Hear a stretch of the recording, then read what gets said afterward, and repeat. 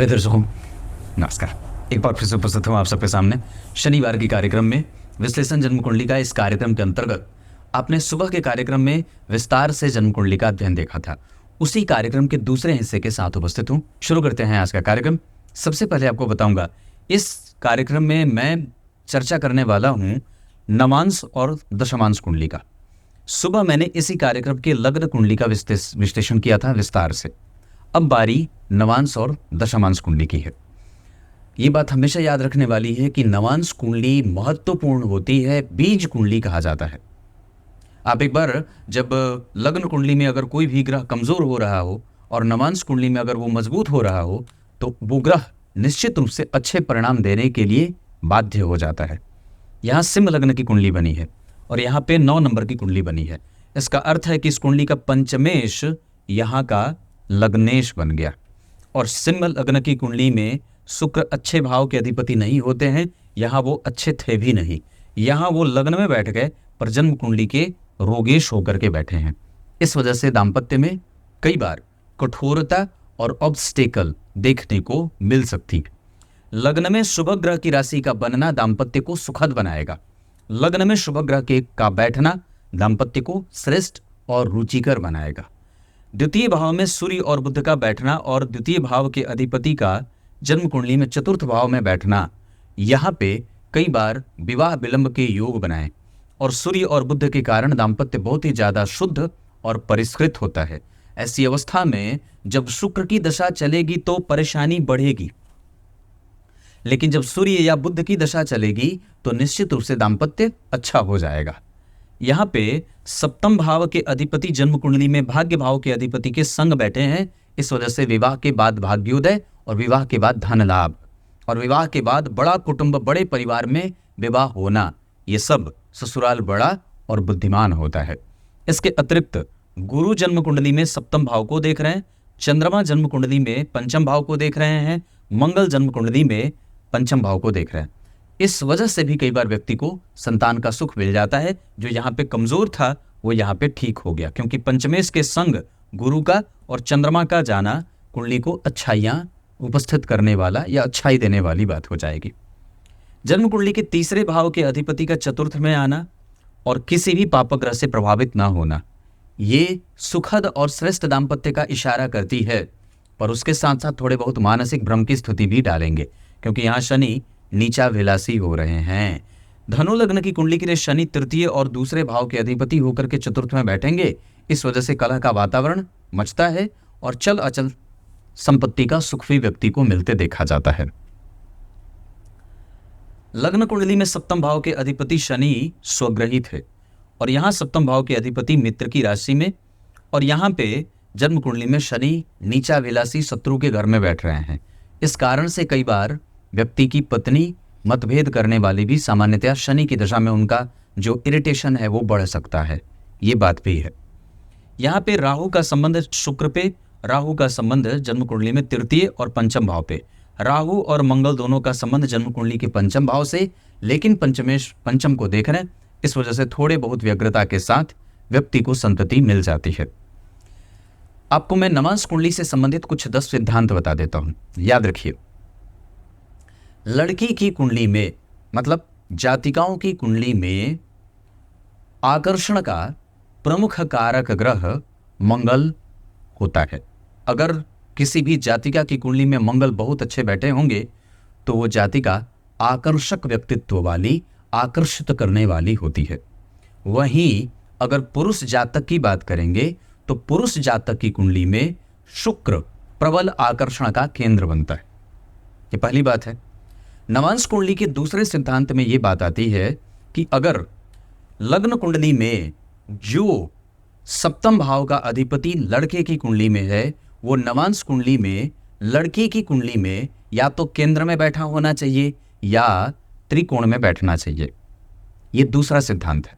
तीसरा सिद्धांत ये कहता है कि लग्न कुंडली में या नवांश कुंडली में लड़की की कुंडली के सप्तम भाव के अधिपति या तो केंद्र में बैठे हों या त्रिकोण में बैठे हों या दसम स्थान में बैठे हों, केंद्र में 3 घर में बैठे हों या केंद्र में कहीं भी बैठे हों, पर वो जहां कहीं भी बैठे हैं केंद्र में, सप्तम भाव के अधिपति या तो लग्न में, चतुर्थ में, दशम में या सप्तम में बैठे हों। लेकिन अगर ये त्रिकोण में या त्रित्रिकोण में बैठे हों या सिर्फ सप्तम भाव में भी बैठे हों तो इसे विवाह के बाद एक अच्छा सुख मिलते देखा जाता है। ये तीसरा सिद्धांत है। नवांश कुंडली से संबंधित बहुत अच्छा प्रबल सिद्धांत है कि जन्म कुंडली के पंचम और सप्तम या लग्न पे गुरु की दृष्टि कम से कम पड़नी चाहिए। जन्म कुंडली के सप्तम भाव पे गुरु की दृष्टि है, पंचम भाव पे गुरु की दृष्टि है। इसे सुखद और श्रेष्ठ दाम्पत्य की निशानी कही जाती है। यह आपकी कुंडली में अगर लागू है तो आपका दाम्पत्य कमजोर नहीं होगा। यह पांचवा सिद्धांत है। नवांश कुंडली के छठे सिद्धांत के अंतर्गत अगर जन्म कुंडली के नवांश चैप्टर में दूसरा भाव बलवान होगा, जैसे कि यहाँ है, क्योंकि द्वितीयेश इस कुंडली के लिए सामान्य परिणाम देते हुए चतुर्थ भाव में बैठ रहे हैं, किसी पापक ग्रह से दृष्ट नहीं है, लेकिन दूसरा भाव बलवान होगा। इस वजह से व्यक्ति का दाम्पत्य मौखिक रूप से बहुत अच्छा होता है। वो दोनों एक दूसरे के लिए संबंधों में अच्छे और विकसित संबंधों को पुनर्परिभाषित करके या किसी भी तरीके से उसको प्रतिष्ठित करते रहते हैं। खराब होने के बाद भी दोनों की कोशिश रहती है कि नहीं, विवाह अच्छे से चलाया जाए। ये छठा सिद्धांत है। नवांश कुंडली के सातवें सिद्धांत में ये बात आती है कि अगर नवांश कुंडली के भाग्य भाव में दो शुभग्रह बैठे हों, नवांश कुंडली के भाग्य भाव में दो शुभग्रह बैठे हों या वहां कोई शत्रु ग्रह ना बैठा हो, जैसे यहाँ पे एक शत्रु ग्रह बैठ गया है, इस वजह से आपसी कम्युनिकेशन या आपसी तालमेल कई बार बातचीत के बंद होने का प्रमाण दे देता है, या कई बार जब बातचीत बंद हो जाए तो दोबारा चालू होने में दिक्कत होती है।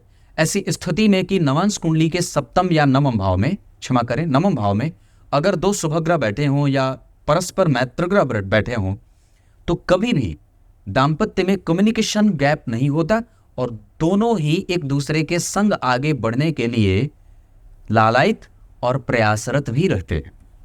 यह सातवां या आठवां सिद्धांत है। नवांश कुंडली के सप्तम भाव की स्थिति में अगर राहु, मंगल, शनि बैठे हों या सप्तमेश अगर जन्म कुंडली के कारक ग्रह से या गुरु से दृष्ट न हो तो दाम्पत्य खराब बीतता है। जबकि यहाँ पे सप्तमेश भाग्य भाव के अधिपति के संग द्वितीय भाव में बैठे हैं, इस वजह से दाम्पत्य सुखद होगा। ये नवांश कुंडली के प्रमुख सूत्र थे जो आपको जानने के लिए बेहद आवश्यक होते हैं। ये बात मैंने नवांश कुंडली पे इतनी सारी चीजें बताई हैं। दशमांश कुंडली में लग्न के अधिपति का जन्म कुंडली में भाग्य में जाना, इसे श्रेष्ठ दशमांश कुंडली का द्योतक कहेंगे। लग्न के अधिपति शुक्र और दशम के अधिपति शनि, ये दोनों प्रबल मित्र होते हैं, बैठे परस्पर सन्निकट हैं और द्विद्वादश में बैठे हैं, इस वजह से आरंभ दिक्कत से युक्त हो सकता है। जन्म कुंडली में गुरु, बुध और सूर्य का बैठना व्यक्ति का श्रेष्ठ करियर दिखा रहा है। दशम भाव के अधिपति परिवर्तन में हैं, अष्टमेश के संग, इस वजह से इसे अच्छा कहेंगे। आपको यहाँ पे 12वें भाव के अधिपति मंगल जो बैठे हैं वो दो शुभ ग्रह के संग बैठे हैं, इसे श्रेष्ठ दाम्पत्य कहते हैं। और दाम्पत्य में जाने के बाद व्यक्ति कभी भी उसे छोड़ता नहीं है, रिस्पॉन्सिबल होता है, और कभी भी दाम्पत्य में जाने के बाद व्यक्ति ऋण में नहीं जाता है, उलझता नहीं है, पचड़े में नहीं फंसता है। यहाँ पे भी जो पंचम भाव के अधिपति और चतुर्थ भाव के अधिपति हैं सूर्य और बुध, वो एक संग बैठ रहे हैं, इसे सबसे अच्छा दशमांश कहेंगे। उच्च के राहु, शुक्र का भाग्य भाव में बैठना, मंगल का स्वग्रही होकर के केतु जैसे परम मित्र के संग बैठना, गुरु, बुध और सूर्य का एक साथ बैठ करके व्यक्ति को एग्जीक्यूटिव बनाना, और निश्चित रूप से समस्याओं को समझ करके अपनी पूरी योग्यता और सामर्थ्य के साथ कर्म क्षेत्र में आने वाले किसी भी समस्या का अंत ढूंढ लेता है। ये दाम्पत्य के बाद जो दशमांश कुंडली है वो निस्संदेह बहुत अच्छी बनी है। इतनी सारी चीजें मैंने बताई। अब आपको मैं दशमांश कुंडली में और भी चीज बताता हूँ। गुरु और सूर्य केंद्र में बैठे हैं तो आपको अपने करियर पे भरोसा रखना चाहिए और निस्संदेह आगे बढ़ने की पूरी कोशिश करनी चाहिए। यह दशमांश आपको कई सारे क्षेत्रों का उद्घाटन करने वाला और श्रेष्ठ कर्म करने वाला भी बना देता है। यहाँ व्यक्ति गलत जगह से कभी भी धन नहीं कमाना चाहेगा और हमेशा ही पदों पे विभूषित होता हुआ ही नौकरी करता है। अभी राहु की दशा है भगवान, इस वजह से थोड़ा शांत रहिए। आपकी कुंडली में, लग्न कुंडली में सिंह लग्न की कुंडली का चतुर्थ भाव में बैठना ये प्रबल राजयोग बनाएगा, जो व्यक्ति को कई जगह से धनवान बनाने के साथ साथ श्रेष्ठ कर्म करने वाला और सरकार का पसंदीदा व्यक्तित्व बन जाता है, चिर परिचित होता है और दीर्घायुष्य का वर भी उसे मिला है, क्योंकि शनि की दृष्टि यहाँ पे है। इस भाव के अधिपति लग्न में आपको रिसर्चर और साइंटिस्ट बनाएंगे। साथ ही साथ अष्टम भाव के अधिपति नवांश कुंडली में लाभ भाव में बैठे हैं। इस वजह से कई बार व्यक्ति को जीवन में थोड़े बहुत लोभ में और पत्नी को थोड़ा बहुत लालची भी बनते देखा जाता है। इतनी सारी चीजें हैं। एक लाजवर धारण करिए और इस कुंडली में एक माणिक्य धारण करने की आवश्यकता है। तब तक के लिए बहुत बहुत नमस्कार।